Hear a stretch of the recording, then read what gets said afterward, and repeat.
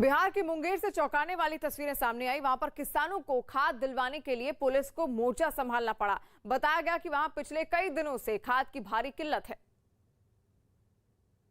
जिसकी वजह से किसान नाराज हो गए और हंगामा करने लगे। हालात ऐसे हो गए कि वहां पुलिस तैनात करनी पड़ी। पुलिस वालों ने बड़ी मुश्किल से उन्हें समझा बुझाकर लाइनों में खड़ा करवाया। सामने आई तस्वीरों में किसान पुलिस वालों की निगरानी में लंबी लाइनों में खड़े हुए नजर आए। एक बोरी खाद के लिए महिलाएं भी लाइनों में इंतजार करती हुई दिखाई दी। किसानों ने कई दिन चक्कर काटने के बावजूद खाद नहीं मिल पाने का आरोप लगाया। खाद की मात्रा बहुत कम आई है, जितना डिमांड होना चाहिए उससे बहुत कम आई है। कृषि विभाग ने भी खाद की कमी को माना और ऊपर से ही कम स्टॉक आने की दलील दी। हालांकि एक हफ्ते में ही हालात सुधर जाने का भरोसा भी दिया गया। चौपाल के मंच पर बीजेपी अध्यक्ष जेपी नड्डा ने कहा कि बीजेपी के मुकाबले जो भी पार्टियां हैं वो परिवारवाद वाली पार्टियां हैं और परिवार की राजनीति करती हैं, जो देश के लिए चिंता की बात है।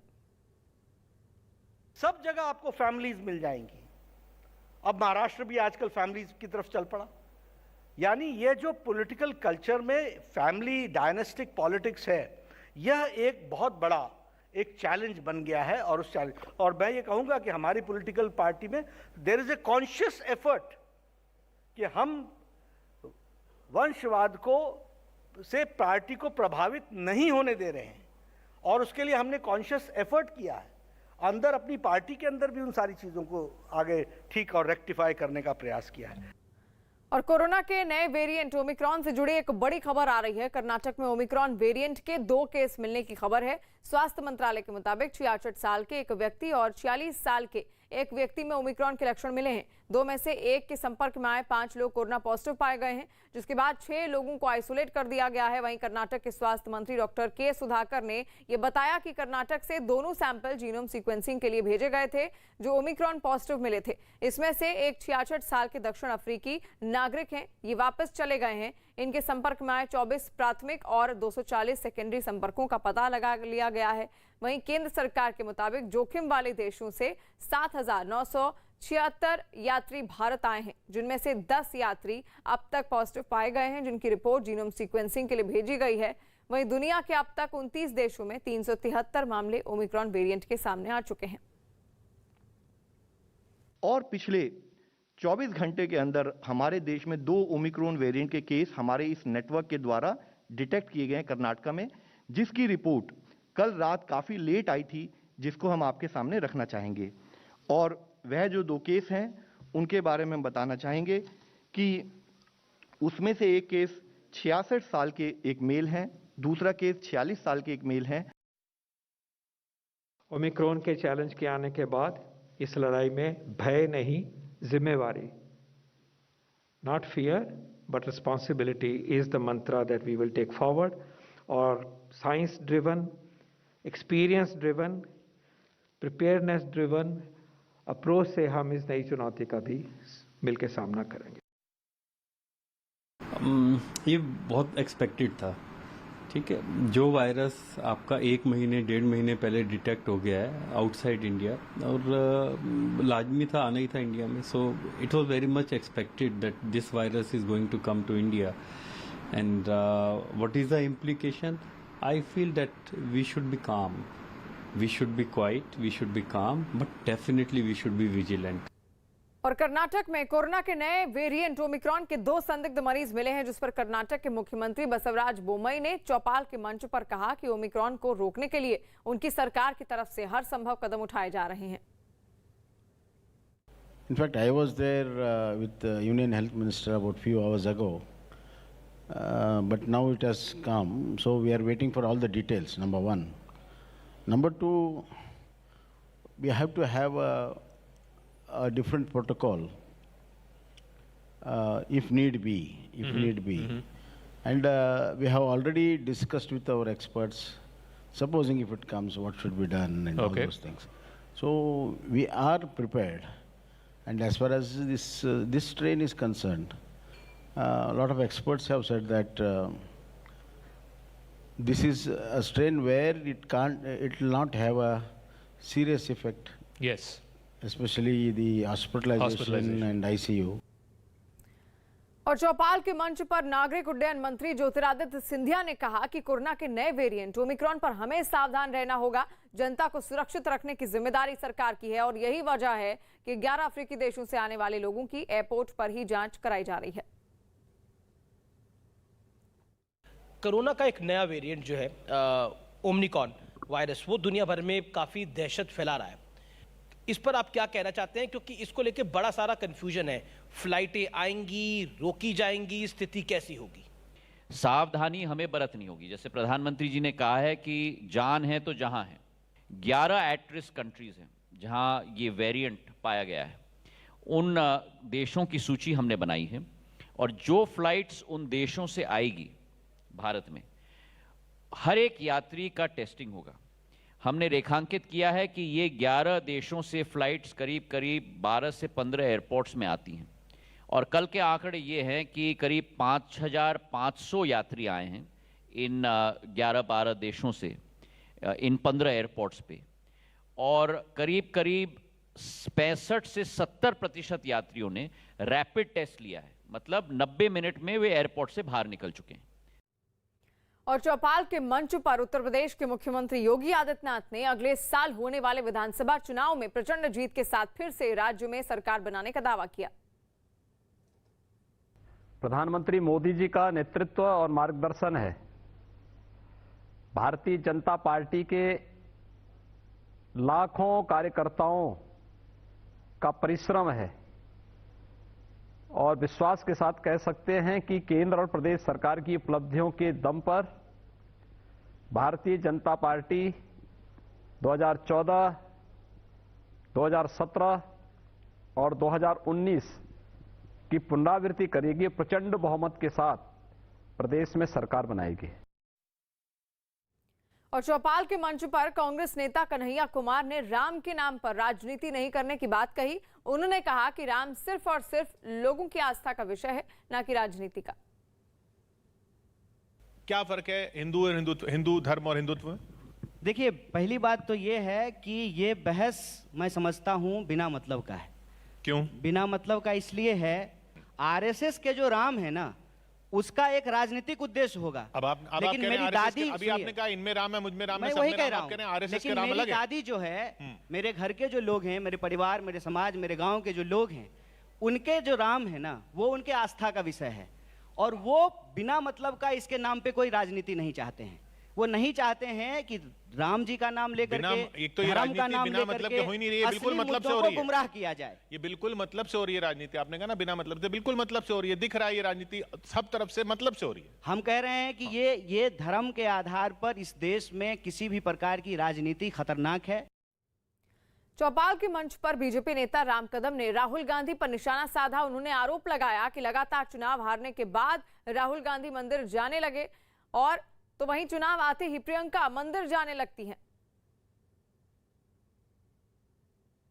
अब इस बात को स्वीकार करें कि लगातार चुनाव में हार के बाद ऐसा कौन सा कारण था कि आपके नेता राहुल गांधी को जनेऊ पहनना पड़ा, मंदिर मंदिर द्वार जाकर के मत्था टेकना पड़ा? कौन सा कारण था? क्या उस समय वो राजनीति से प्रेरित नहीं था? आपसे लोग सच सुनना चाहते हैं और वह सच ये है कि ये दोगला नहीं हो सकता। प्रियंका गांधी मंदिर में जाए वो सब सही, राहुल गांधी नकली जनेऊ पहने वो सब सही, पर राम मंदिर के लिए 450 वर्ष हिंदू भाई अगर संघर्ष करें तो उसमें आपको दोगलापन दिखे, ये कैसे हो सकता है? कोरोना वायरस के नए वेरिएंट ओमिक्रॉन के खतरे को देखते हुए महाराष्ट्र ने अपने हवाई यात्रा नियमों में कुछ बदलाव किए हैं। महाराष्ट्र के नए नियमों के मुताबिक कोरोना के नए वेरिएंट से हाई रिस्क वाले देशों साउथ अफ्रीका, बोत्सवाना और जिम्बाब्वे के यात्रियों के लिए 7 दिन का क्वारंटीन रहना जरूरी होगा और अगर 7 दिन के बाद भी रिपोर्ट नेगेटिव आती है तो 7 दिन होम क्वारंटीन भी रहना होगा। और इसके साथ ही महाराष्ट्र सरकार कर्नाटक महाराष्ट्र बस सेवा पर भी नजर बनाए हुए है और अगर केस बढ़े तो बस सेवा बंद भी की जा सकती है। वहीं बीएमसी ने भी वॉर रूम बनाकर तैयारी शुरू कर दी है। बीएमसी ने 6000 बेड की क्षमता वाला एक क्वारंटीन सेंटर बनाया है जिसमें 1000 ऑक्सीजन बेड भी मौजूद रहेंगे। मुंबई में पिछले 20 दिन में विदेश से आए 9 यात्री कोरोना पॉजिटिव पाए गए हैं जिनका सैंपल जांच के लिए भेज दिया गया है और सबकी ट्रैवल हिस्ट्री खंगाली जा रही है। बीएमसी की तैयारी तकरीबन 6000 बेड की इमरजेंसी लेवल पे है, जिसमें कई इंस्टीट्यूशनल जंबो सेंटर्स, साथ ही साथ जो है कई होटलों के बेड भी जो हैं वो हायर किए जा रहे हैं, ताकि अगर ओमिक्रॉन का प्रभाव मुंबई के शहर पे पड़ता है तो ऐसे में खासतौर पे जब नया साल आने को है, क्रिसमस आने को है, तो ऐसे में कई इंटरनेशनल पैसेंजर्स भारत में दाखिल होते हैं, मुंबई में दाखिल होते हैं सेलिब्रेशन के लिए।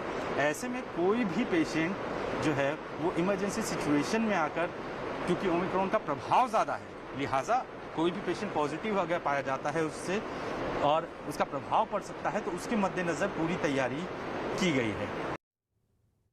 देखो, महाराष्ट्र सरकार पूरी तरह सतर्क है, हमारा आरोग्य विभाग है वो उसकी तरह पूरी तरह उसका प्रिकॉशन ले रहे हैं, और मुख्यमंत्री जी भी लगातार लोगों से संपर्क में है वीसी के माध्यम से, और निश्चित रूप से ये पूरी तरह हमारी तैयारी है कि ओमाइक्रॉन जो है, वायरस जो है वो यहाँ पर न बढ़े, और उसके लिए पूरी तरह आरोग्य जो हमारी टीम है वो अलर्ट है। अभी भी ओमाइक्रॉन का एक भी रुग्ण मुंबई में अभी तक ये टाइम तक एक ही रुग्ण पाया नहीं गया है।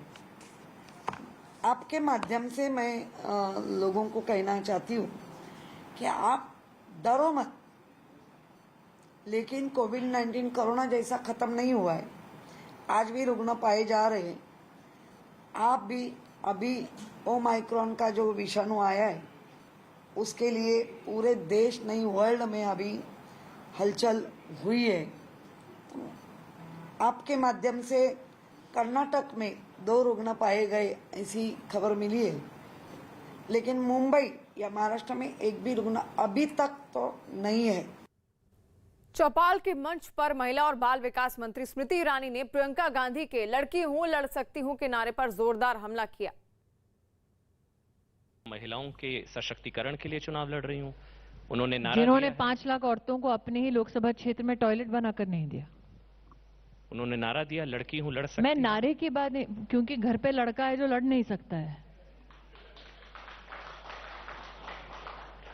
और आप ये अपेक्षा करते हैं कि महिला है तो सिर्फ महिला के लिए राजनीति होनी चाहिए, विकास का काम पुरुषों के लिए नहीं होना चाहिए, पुरुष है तो सिर्फ पुरुषों के लिए काम करे।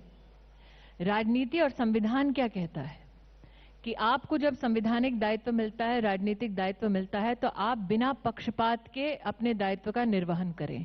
पहले वो जाति और धर्म के नाम पर पक्षपात करते थे, अब लिंग के नाम पर पक्षपात करते हैं, लेकिन पक्षपात करना वही उनका राजनीतिक स्वभाव है।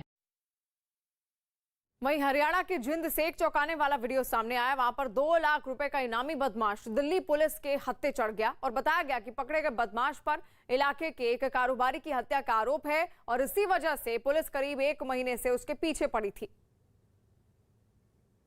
और जब दिल्ली पुलिस को इसकी लोकेशन पता चली तो सादी वर्दी में मौजूद कई पुलिस वालों ने उसे फिल्मी स्टाइल में दबोच लिया। बीच बाजार हुई दिल्ली पुलिस की इस कार्रवाई का वीडियो भी सामने आया, जिसमें कुछ लोग आरोपी को दबोच कर गाड़ी की तरफ बढ़ते हुए नजर आए। पुलिस वालों के सादी वर्दी में होने की वजह से वहां अफरा तफरी के हालात बन गए। भीड़ में शामिल कई लोग तो इसे अपहरण की घटना समझने लगे। इसका फायदा उठाते हुए आरोपी ने भी पुलिस की पकड़ से निकलने की पूरी कोशिश की, लेकिन वो कामयाब नहीं हो पाया। बाद में पुलिस वाले उसे खींचते हुए अपनी गाड़ी तक पहुंचे और जबरदस्ती उसे पीछे वाली सीट में बिठाकर आगे बढ़ गए। बाद में आरोपी को दिल्ली की एक अदालत में पेश किया गया, जहां से उसे पूछताछ के लिए हरियाणा पुलिस को सौंप दिया गया।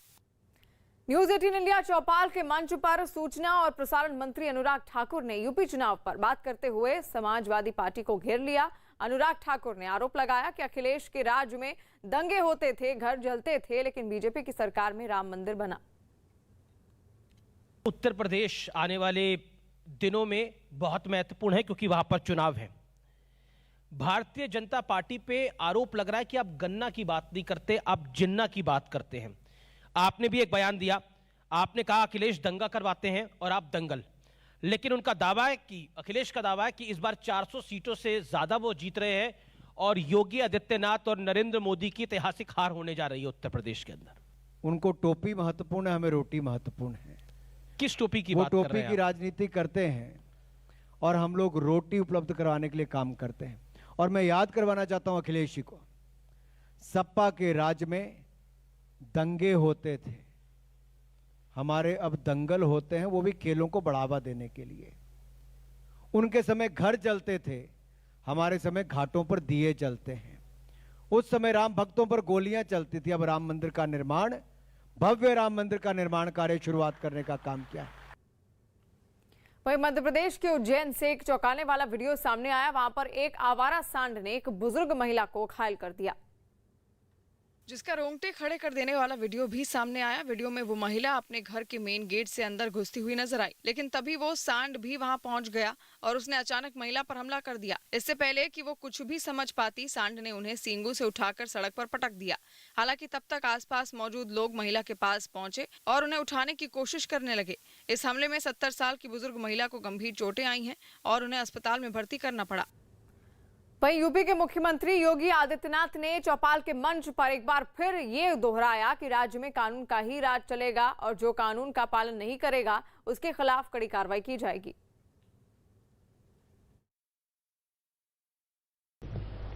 मेरे नाम पर किसी को भयभीत होने की आवश्यकता है ही नहीं।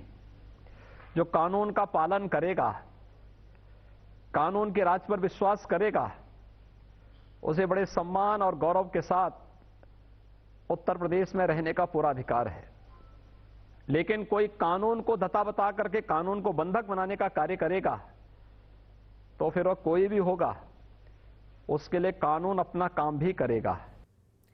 और जल्द ही देश के 7 राज्यों में लॉन्च होगी बच्चों की कोरोना वैक्सीन। खबर है कि बच्चों की कोरोना वैक्सीन ज़ायकोव-डी जल्द ही महाराष्ट्र और पश्चिम बंगाल समेत 7 राज्यों में लॉन्च हो सकती है। दुनिया की पहली डीएनए आधारित 3 डोज वाली इस वैक्सीन की सप्लाई इस महीने शुरू हो सकती है, जिसकी तीनों डोज की कीमत 1074 रुपए होगी। मध्य प्रदेश के ग्वालियर में मॉर्निंग वॉक पर निकले जिम संचालक की 2 अज्ञात बदमाशों ने गोली मारकर हत्या कर दी। हत्या की पूरी घटना सीसीटीवी में रिकॉर्ड हो गई। यूपी के कासगंज में 9वीं क्लास की छात्रा का शव उसकी सहेली के घर संदिग्ध हालात में मिलने से सनसनी फैल गई। पुलिस ने छेड़छाड़ में नाकाम होने पर गोली मारकर हत्या की आशंका जताई है। फिलहाल सहेली का पूरा परिवार फरार है।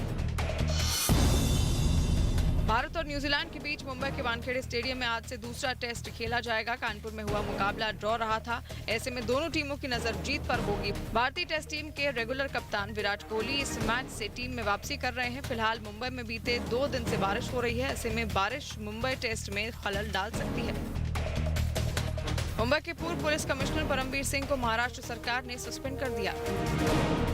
रूस के राष्ट्रपति व्लादिमीर पुतिन 6 दिसंबर को भारत दौरे पर आएंगे और उसी दिन पुतिन की पीएम मोदी से कई अहम मुद्दों पर मुलाकात होगी। चौपाल के मंच पर बीजेपी अध्यक्ष ने कहा कि प्रधानमंत्री नरेंद्र मोदी के आने से राजनीति की संस्कृति बदल गई। उन्होंने कहा कि 2014 से पहले वोट बैंक और विभाजन की राजनीति होती थी, लेकिन 2014 के बाद सारी पार्टियां अब विकास और सरकार की उपलब्धियों की राजनीति करती हैं। प्रधानमंत्री मोदी जी के आने के बाद राजनीति की संस्कृति, उस राजनीतिक संस्कृति को परिवर्तित किया नरेंद्र मोदी जी ने। इस बात को हमको समझना चाहिए। He changed the political culture of the country. And when I say this, I don't say because he's our party's leader, but he's the leader of the nation, and he's the prime minister, and he's internationally acclaimed also. But I say on facts. आप बताइए, आप 2014 के पहले political party का culture देख लीजिए, अन्य political पार्टियों का। Vote bank, divisive politics, non performance, performance never an issue, never an agenda. और अब 2014 के बाद की आप संस्कृति देखिए, सारी पॉलिटिकल पार्टी विकास, डेवलपमेंट, परफॉर्मेंस, इसकी चर्चाएं करने लगी। Who taught them? It was Narendra Modi's politics. उसकी संस्कृति ने आज पॉलिटिकल पार्टीज को मजबूर कर दिया है कि वो वोट बैंक के पॉलिटिक्स से करते तो अभी भी वही हैं, लेकिन कम से कम चेहरा बदलने की कोशिश की है और डेवलपमेंट की तरफ उन्होंने अपनी बात को रखने का प्रयास किया है। और हिमाचल प्रदेश के लाहौल स्पीति में बर्फबारी से तापमान गिर गया। लाहौल स्पीति के केलांग में पारा -13 डिग्री तक लुढ़क गया है। सामने आई तस्वीरों में वहां की पहाड़ियां बर्फ से ढकी हुई नजर आई। वहां ऊंचाई वाले इलाकों में भारी बर्फबारी का अनुमान जताया गया है, जिसके बाद प्रशासन की तरफ से अलर्ट जारी करते हुए एडवाइजरी जारी की गई है। लोगों से ऊंचाई वाले इलाकों में न जाने की भी हिदायत दी गई है। इसके अलावा रात के वक्त सफर न करने की भी अपील की गई। और न्यूज 18 इंडिया के चौपाल के मंच पर कांग्रेस के कद्दावर नेता सचिन पायलट ने कहा कि राजस्थान में चुनाव के बाद पार्टी और विधायक मिलकर सीएम पर फैसला करेंगे। सचिन पायलट ने सामूहिक नेतृत्व में चुनाव लड़ने की बात कही। मंत्री तो सारे नहीं बन सकते, लेकिन मुख्यमंत्री तो एक बनेगा। अब 2023 में फिर वही सवाल आएगा, फिर आप यही कहेंगे कि वो आगे चुनी जाने के बाद सरकार के बाद लेजिस्लेटर तय करेंगे। क्या आप चेहरा लेकर नहीं जाएंगे? राजस्थान कांग्रेस का मैं लगभग 60 साल तक अध्यक्ष रहा। हाँ। 2018 में चुनाव हुए, हम सबने माना कि आप मुख्यमंत्री बनेंगे। नहीं, उस समय कांग्रेस पार्टी ने बड़े स्पष्ट निर्णय लिया था कि हम कलेक्टिव लीडरशिप से चुनाव लड़ेंगे और चुनाव होने के बाद निर्णय लिया जाएगा। तो मैं समझता हूं 23 में जब चुनाव होंगे या बाद में होंगे, ये पॉलिसी पार्टी की है कि हम कोई बहुत पहले से डिक्लेयर नहीं करते हैं कि सीएम कौन बनेगा। वो विधायकगण चुनते हैं भी किसको नेता बनना है। पार्टी की तो ये भी पॉलिसी रही है कि जो सिटिंग चीफ मिनिस्टर है उसके चेहरे के साथ जाते हैं, तो फिर अशोक गहलोत जी के साथ जाएंगे। मैंने कहा ना, कोई डिक्लेयर पहले नहीं करता है, और ऐसे कई उदाहरण हैं जो पहले रहे नहीं बने, कई बार ना रहते हुए बन जाते हैं। तो ये तो सब पार्टी का निर्णय है, विधायकों पर डिपेंड करेगा।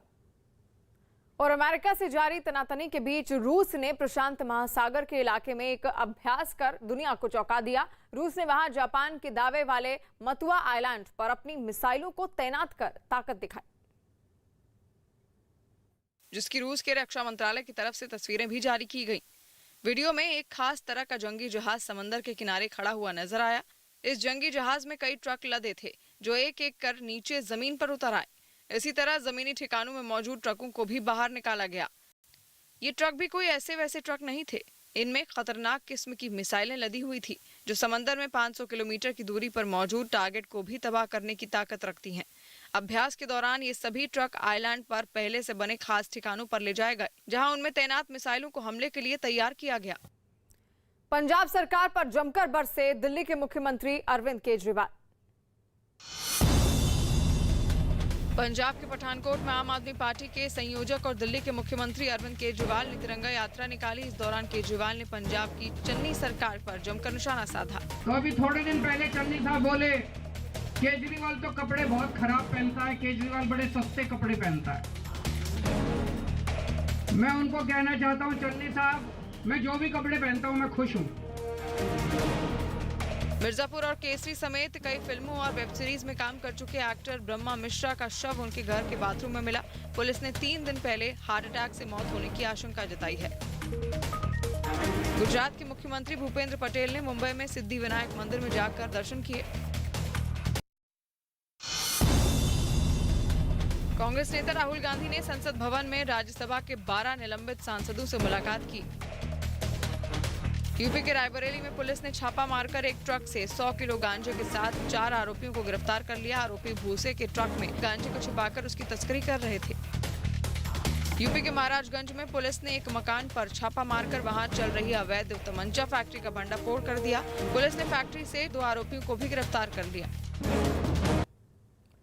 चौपाल के मंच पर हरियाणा के मुख्यमंत्री मनोहर लाल खट्टर ने कहा कि एमएसपी केंद्र सरकार का मामला है, जिसके लिए कमेटी भी बनाई जा रही है। उन्होंने ये भी कहा कि सरकार किसानों की मांग पर विचार कर रही है। अब तो कानून वापस ले लिया, लेकिन वो उठ नहीं रहे हैं। अभी कह रहे हैं कि अभी तो एमएसपी वाला जो है मामला नहीं सुलझा है, तो जब तक एमएसपी का मामला नहीं सुलझ जाएगा तब तक तो नहीं जाना। देखिए, ये केंद्र सरकार का मामला है, वैसे उनकी बातचीत चल रही है। आपकी राय बड़ी महत्वपूर्ण है, क्योंकि हरियाणा और पंजाब जुड़ा हुआ है। हम अपनी राय जहाँ बतानी होती है बताते भी हैं। हाँ। और जो हमने कहा है उसमें बताने में हमें आपत्ति नहीं है कि एक कमेटी बनाई गई है। उस कमेटी में अब सब सदस्य आएंगे, यानी केंद्र सरकार के भी होंगे, प्रदेशों के भी होंगे, किसान नेता भी इसमें होंगे, जो कृषि अर्थशास्त्री वो भी होंगे, साइंटिस्ट भी होंगे। सब लोगों को मिलाकर के कमेटी प्रधानमंत्री जी ने कहा है, उनसे नाम भी मांग लिए गए हैं। कमेटी बनेगी, बैठ के विचार करेगी, उसके बाद निर्णय होगा। गुजरात के जामनगर में अफ्रीका से लौटा एक आदमी कोरोना पॉजिटिव मिल गया और पीड़ित ओमिक्रॉन वेरिएंट से संक्रमित है या नहीं, इसकी जांच के लिए उसका सैंपल अब जीनोम सीक्वेंसिंग के लिए गांधीनगर भेजा गया है। मरीज के साथ विमान में बैठे 4 यात्रियों ने सफर किया था, जिनकी रिपोर्ट नेगेटिव पाई गई है। वहीं मरीज के संपर्क में आए 87 दूसरे लोगों का पता लगाया गया है। संपर्क में आए सभी लोग जामनगर के रहने वाले हैं, जिन्हें आइसोलेट कर दिया गया है। और राजस्थान के जयपुर से एक बड़ी खबर आ रही है। जयपुर में हाल ही में दक्षिण अफ्रीका से लौटे एक ही परिवार के 4 लोग कोरोना पॉजिटिव पाए गए हैं। इनमें से 2 बच्चे भी हैं और अब ओमिक्रॉन की आशंका को देखते हुए स्वास्थ्य विभाग में हड़कंप मच गया है। 4 लोगों के सैंपल जीनोम सीक्वेंसिंग के लिए भेज दिए गए हैं और 4 के संपर्क में आए लोगों की जांच की जा रही है। वहीं देश में कोरोना के ओमिक्रॉन वेरिएंट को लेकर बढ़ते खौफ के बीच लोकसभा में भी कोरोना पर चर्चा हुई। देर रात 12 बजे तक चली कार्यवाही के दौरान सांसदों के बीच तीखी बहस भी देखने को मिली और इस दौरान विपक्ष ने केंद्र पर कोरोना पर लापरवाही बरतने का आरोप लगाया तो बीजेपी सांसदों ने महामारी से निपटने और टीकाकरण में बेहतरीन प्रदर्शन को लेकर मोदी सरकार का बचाव किया। केंद्रीय स्वास्थ्य मंत्री मनसुख मांडविया आज इस चर्चा पर अपना जवाब देंगे। और दिल्ली में प्रदूषण की समस्या के चलते स्कूलों को फिर से बंद कर दिया गया है। केजरीवाल सरकार की ये आदेश आज से लागू होगा। दिल्ली एनसीआर में पिछले 1 महीने से प्रदूषण के स्तर में लगातार बढ़ोतरी दर्ज की जा रही है। आज भी कई जगह प्रदूषण का स्तर बेहद खराब के स्तर पर रहा। वहीं दिल्ली के पर्यावरण मंत्री गोपाल राय ने स्कूल को लेकर ये कहा कि सुप्रीम कोर्ट की डिटेल रिपोर्ट आने के बाद ही अब स्कूल को दोबारा खोलने का फैसला लिया जाएगा। इस बीच बढ़ते प्रदूषण की वजह से दिल्ली के अंदर कंस्ट्रक्शन का काम पहले से ही बंद है। स्कूल खोलने का निर्णय लिया गया था, लेकिन अभी पुनः जो है जो हालात दिख रहे हैं उसमें प्रदूषण का स्तर बढ़ रहा है, तो उसको लेकर के सरकार जो है उन चीज़ों को लेकर के लगातार मॉनिटरिंग कर रही है। और अभी सरकार ने निर्णय लिया है कि अब स्कूल दोबारा बंद कर देंगे। कब से बंद कर रहे हैं? कल से जो है स्कूल बंद कर दिया जाएगा फर्दर ऑर्डर तक। और बिहार में सरकारी भवनों से लगातार शराब की बोतलें बरामद हो रही हैं। बिहार विधानसभा के बाद अब दरभंगा कलेक्टेरिएट परिसर में भी शराब की दर्जनों खाली बोतलें मिली। कलेक्टेरिएट परिसर के जिस अंबेडकर सभा में अधिकारी से लेकर मंत्री तक आए दिन बैठक करते हैं, उसी के पीछे 10 मीटर की दूरी पर विदेशी शराब की कई बोतलें मिली हैं। दरअसल इस जगह पर दरभंगा के डीएम भी बैठते हैं और उन्हीं के दफ्तर के पास से अंबेडकर सभागार है। दरभंगा प्रशासन के नाक के नीचे शराब की बोतल मिलने से अब विपक्ष की भी लगातार सरकार पर हमलावर है। ये बिहार में शराबबंदी की नौटंकी चल रही है। सरकार नौटंकी करने के बजाय आप देख रहे हैं ठीक अंबेडकर भवन दरभंगा कलेक्टेरिएट के सामने अंबेडकर भवन है, सभागार है, वहाँ अधिकारी शपथ लेते हैं कि शराब मुक्त बिहार बनाएंगे, शराब मुक्त दरभंगा बनाएंगे। ठीक अंबेडकर भवन के पीछे सैकड़ों शराब की बोतलें पड़ी हुई है। यहाँ तक कि हमको लगता है कि कल कोई शराब पी करके यहाँ फेंके हुआ है, ऐसा भी ताज़ा बोतल यहाँ आपको मिलेगा। तो आप समझ सकते हैं कि बिहार के अंदर शराब के नाम पर नौटंकी चल रही है और गरीबों को जेल के अंदर बंद करके दमन करके जेल में डाल करके गरीबों पर दमन चलाने का ये हथियार है।